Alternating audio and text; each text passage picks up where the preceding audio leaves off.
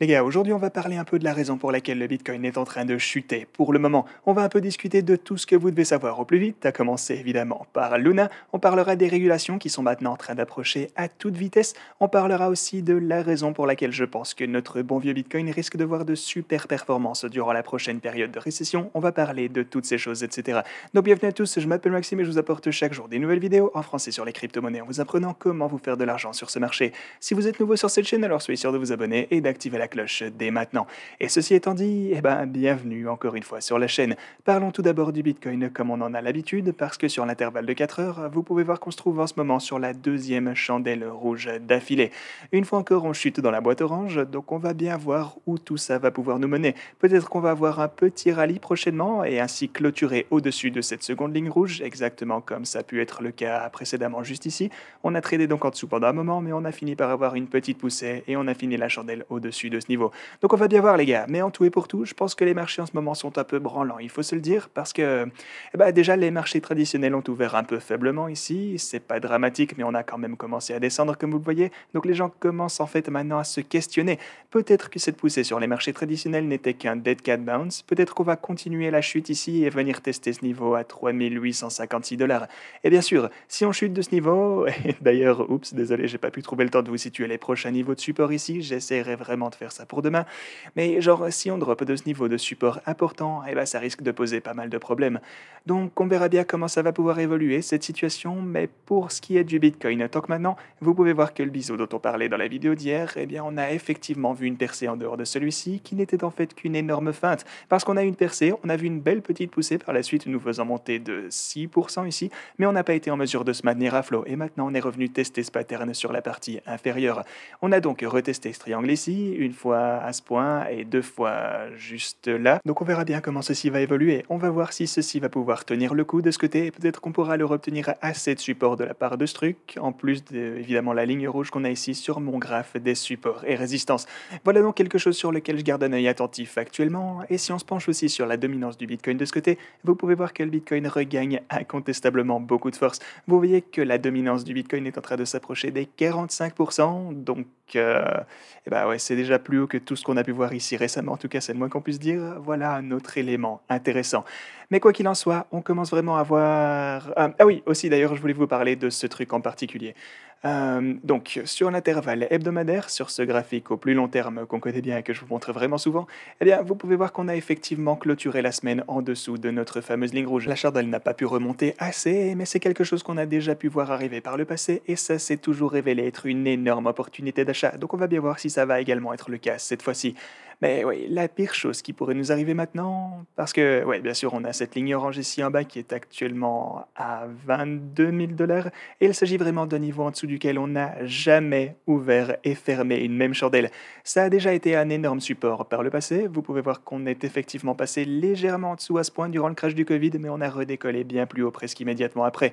Mais oui, vous avez ce niveau juste ici également, énorme support. Vous avez encore ce truc-là, énorme support encore une fois.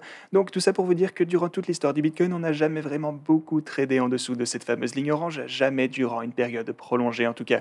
On a chuté jusque-là ici, on a immédiatement pu rebondir, donc on va bien voir les gars. Est-ce qu'on pourrait peut-être pour la première fois de l'histoire avoir une action de prix qui se prolongerait en dessous de ce niveau, cette fameuse ligne orange?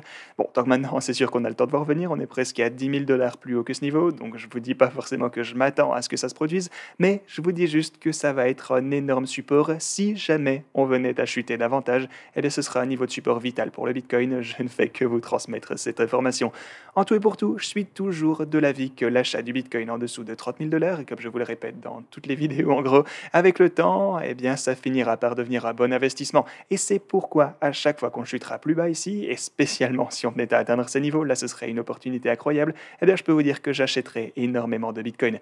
Maintenant par contre, on commence à voir les effets du fiasco de Luna qui arrive. Et si jamais Luna est en ce moment à un prix assez bas comparé à là où on a pu le voir, où il s'est trouvé pendant les quelques derniers jours, donc, encore une fois, je suis vraiment content d'avoir pu prendre mon profit, ou en tout cas la plupart de mon profit plus tôt, comme je vous le disais dans les précédentes vidéos, lorsque le prix était genre Ah ouais, genre 0,004 ou 0,005 peut-être, c'est là que j'ai pris la majorité du profit sur ma position, mais ça vous le saviez déjà si vous suivez la chaîne tous les jours. Ce qu'il faut retenir par contre, c'est que tant que maintenant je ne me risquerai pas trop dans le projet. On pourrait bel et bien avoir une nouvelle opportunité pour trader du Luna, c'est vrai, mais je reviendrai un peu sur tout ça lorsque le projet aura encore un peu chuté. Pour le moment, je pense que le prix est trop haut, simplement, il est toujours à 1,5 milliard de dollars en market cap, ce qui est selon moi bien trop élevé quand on connaît la situation du projet. Donc ouais, le bon moment pour acheter, c'était lorsqu'on était redescendu à quelques millions de dollars en capitalisation boursière. Genre si vous prenez ces données juste ici, bon ouais, peut-être pas quelques millions, mais disons genre à ce point à 15 milliards, non, bon décidément, 15 millions de dollars en market cap ou capitalisation boursière. Donc voilà donc une énorme différence par rapport à un achat en ce moment à 1,5 milliard. Pour moi, c'est beaucoup trop. Donc si on revenait à un market cap similaire, alors peut-être que je tenterai ma chance une fois encore pour un swing trade avec du Luna, mais tant que maintenant je reste bien en retrait, il ne me reste qu'un Moonbag comme je vous l'expliquais, mais ça ne représente que maintenant 10% de toute la position de Luna que j'ai pu accumuler ici au prix les plus bas. Enfin bref, quoi qu'il en soit, je vous tiendrai au courant à ce sujet si je trouve une nouvelle opportunité. Sinon, comme je le disais, on commence à voir les effets qui arrivent. Le Royaume-Uni affirme qu'il s'engage à réguler les stablecoins suite à la chute du protocole Luna.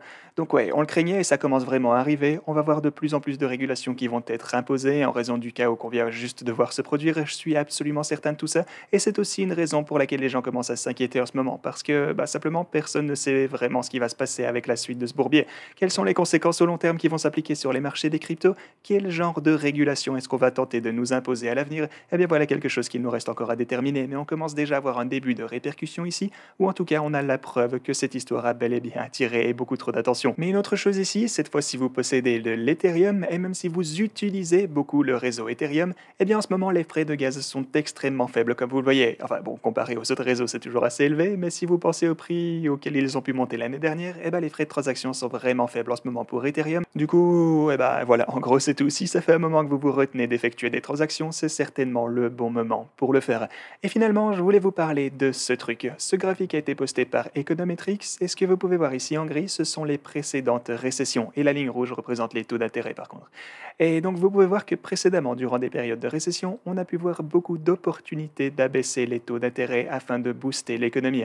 Ici, par exemple, durant... Attendez, ça fait quoi comme période ça? Genre les années 80 et 90? Eh bien, vous voyez que durant cette récession, la Fed a en fait pas mal abaissé les taux d'intérêt afin de stimuler un peu l'économie.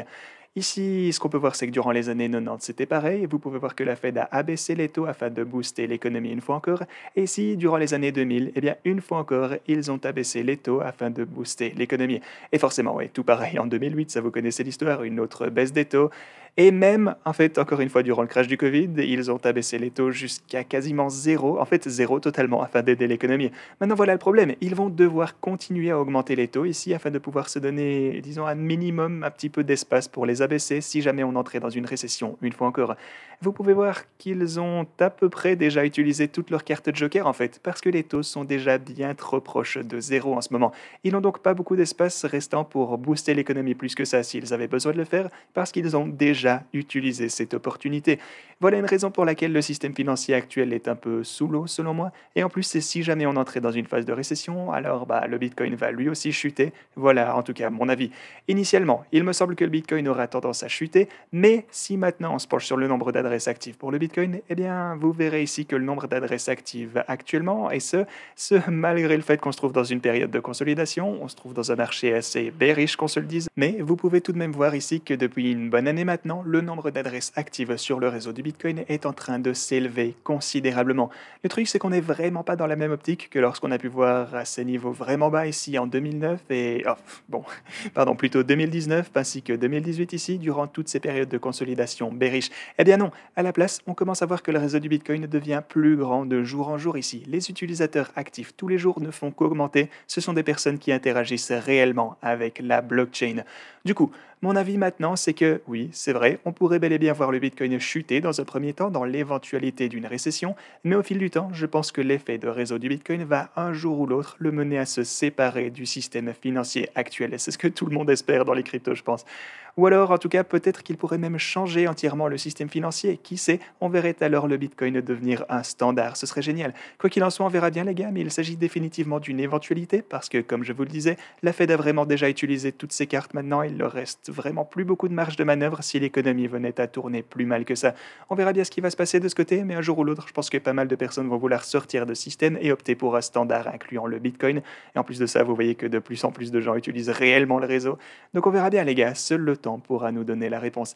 Et à part ça, pas mal de personnes me demandent où acheter du Luna. Eh bien vous pourrez le trader par exemple sur KuCoin en ce moment. KuCoin est vraiment l'une de mes plateformes préférées et en plus en ce moment on a une promotion spéciale en partenariat avec leur team. Alors l'offre qu'ils proposent en ce moment pour tout qui est abonné à la chaîne, c'est que les premiers 60 utilisateurs qui s'enregistreront sur KuCoin avec mon lien de parrainage, qui bien sûr sera disponible dans la description, eh bien si vous vous inscrivez avant le 25 mai, si vous effectuez un seul trade, alors vous serez éligible pour un bonus de 25 $ en USDT. Du coup, si vous vous inscrivez via mon lien, qui une fois encore sera disponible en description, et que vous n'effectuez qu'un seul trade dès maintenant avant le 25 mai, eh bien vous obtiendrez purement et simplement 25 $ en USDT. Aussi, les deux personnes qui auront le plus de volume avant le 25 mai, une fois encore, seront aussi en mesure d'obtenir 250 USDT cette fois.